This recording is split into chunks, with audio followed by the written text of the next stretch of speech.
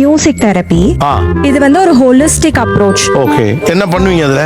என்னடா அப்படி யோசிக்கிற?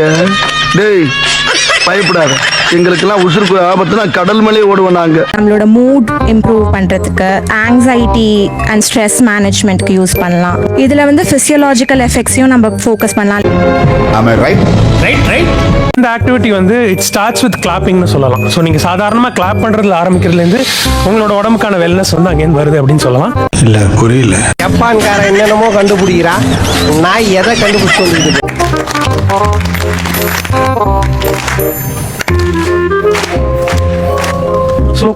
ஸ்லோவா கிளாப். அப்படியா ஐயனாரே குலதெய்வமே, உன் பிள்ளைய கூடயே இருக்கு அப்பா துப்ப.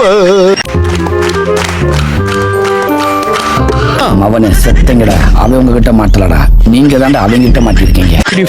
தெரப்பி என்ற அளவுக்கு எனக்கு இன்வைபா இல்லை, பட் ஐ ஃபீல் குட்.